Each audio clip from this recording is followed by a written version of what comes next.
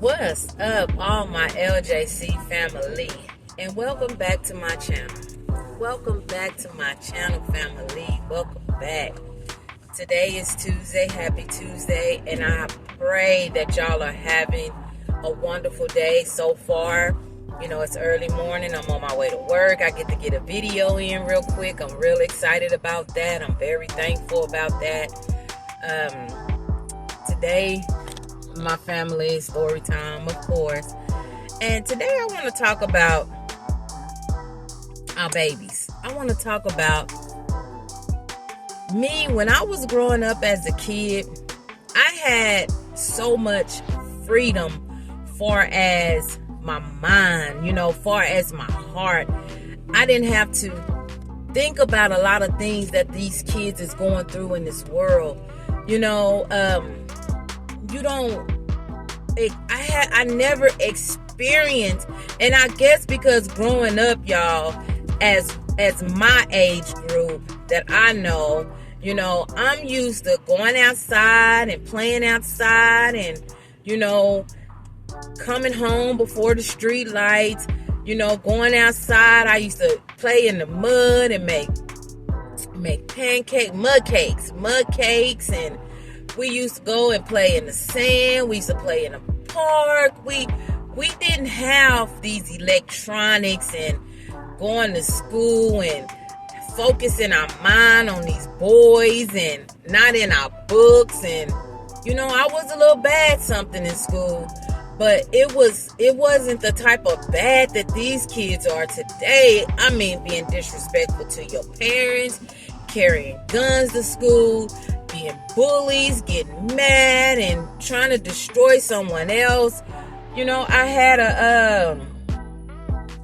one of my church members, was telling me about her young grandbaby, in elementary, and someone gets mad at her and stab her in her face with a pencil. What is wrong with these children of today? And it's because so many of us, we want to be our children's friend. We want to be such the great parent, and we want to be all of this instead of putting our foot down and raising our children the way we was raised, the way we grew up. Cousins don't know cousins no more. Sisters don't even know, sisters don't know who their sisters is. Brothers don't know who their brothers is.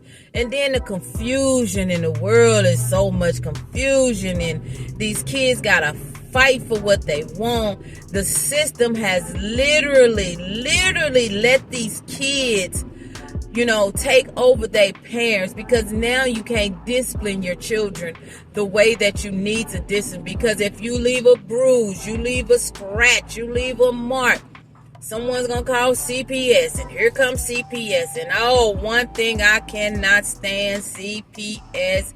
I have dealt with them, and they are the worst people that I know in the world, the ones that I dealt with anyway.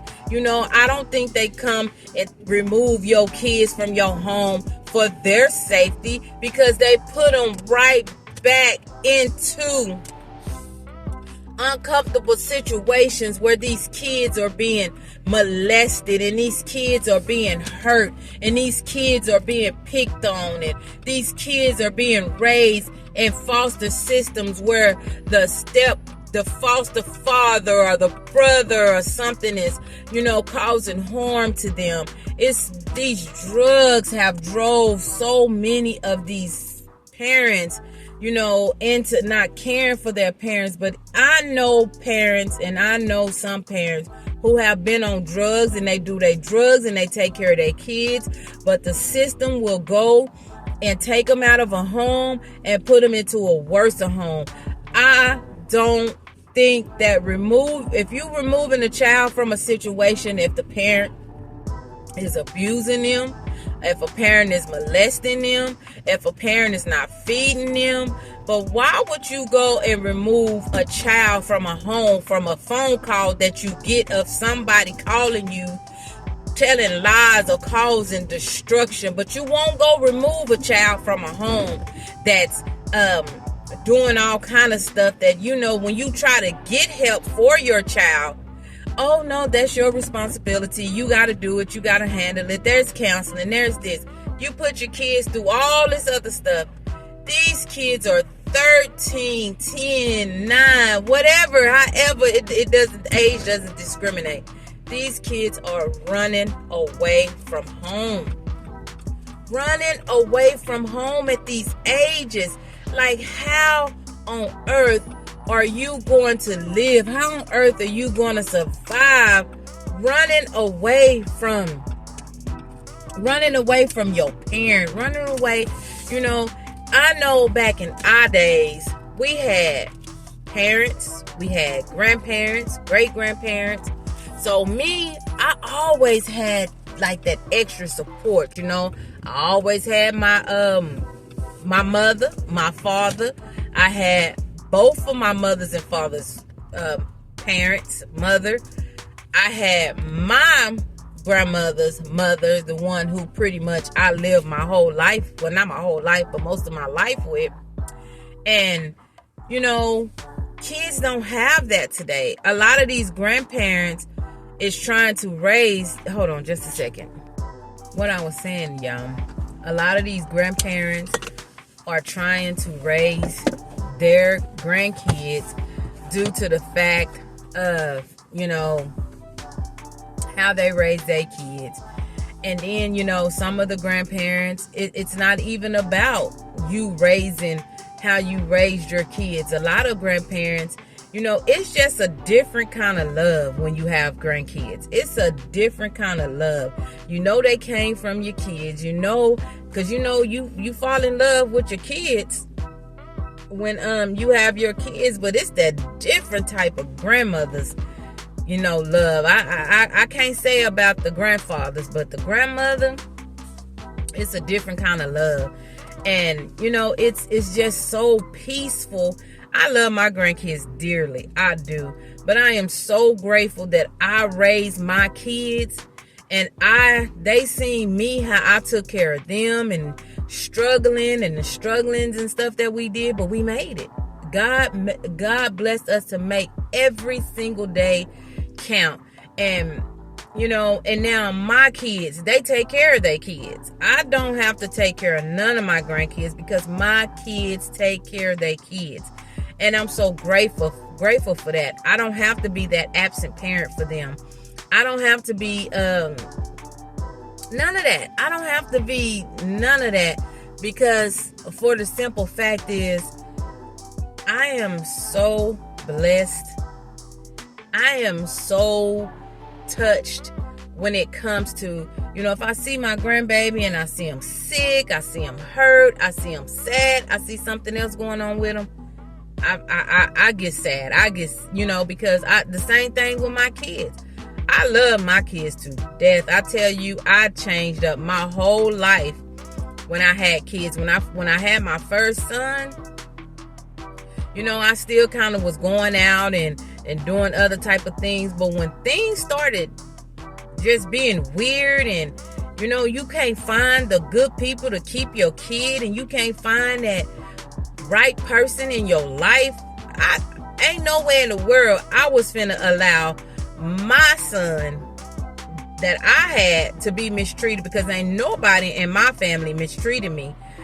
Things happened to me that my family didn't know about, and I was young, and things was told to me, if you tell this, if you tell that. And as a kid, you gonna listen to the older person, because you never know if they hurting you, then what can they do to someone else. So it was times that I didn't want to even go to my parents' house, but I went because I thought about my little sister. Like, dang, if he's doing this to me, what is he doing to my little sister? So I would go just so things wouldn't happen to her.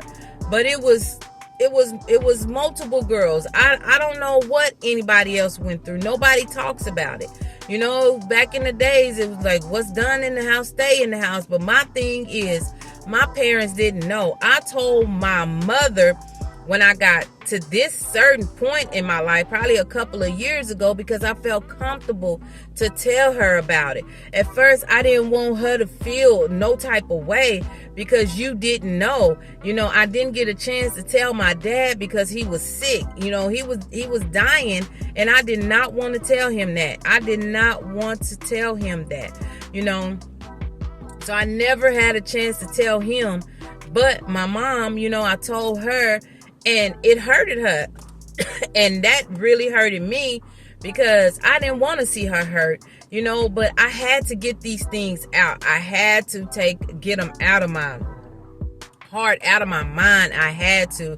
That's why we should not hold our kids for, accountable for the things that they come and tell you. If they being bullied, if they being molested, if someone's hurting them, if someone's doing something to them, if they feel weird, if they feel strange, if they feel unloved, whatever the situation is, we need to be there for them.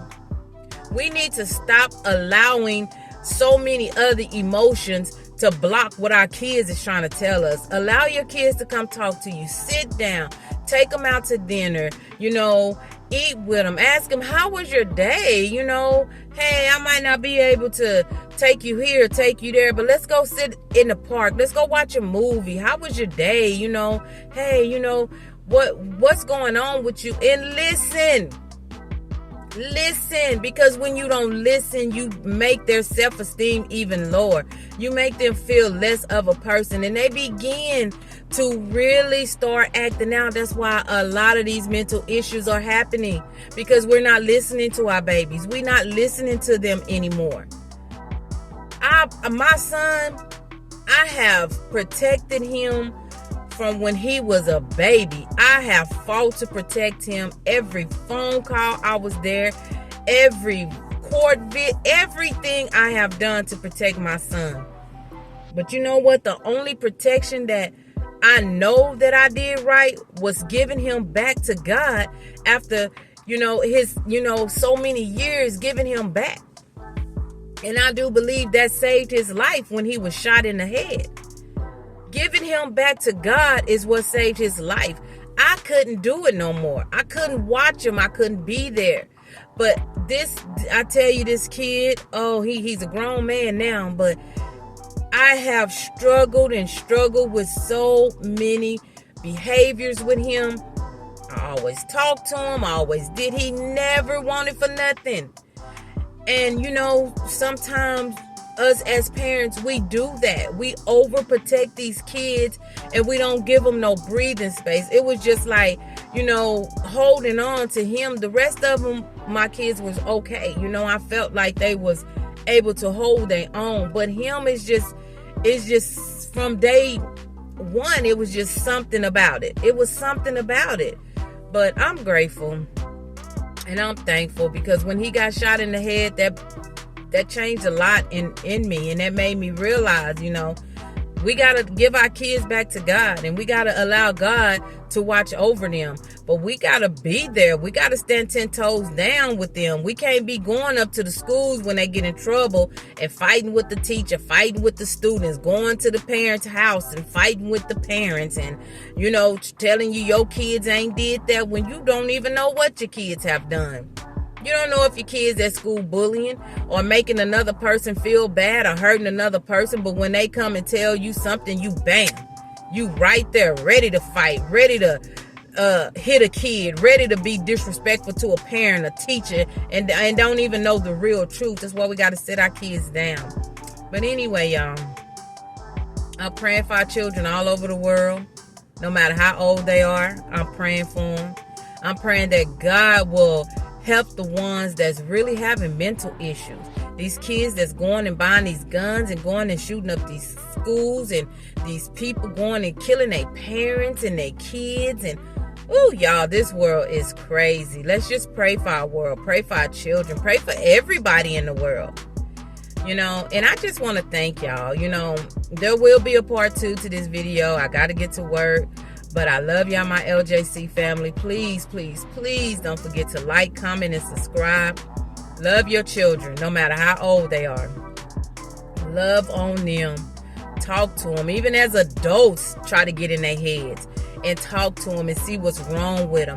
If you see them down and out, if you see something, if they need help in a place, don't always say, I'm showing tough love. Tough love hurt.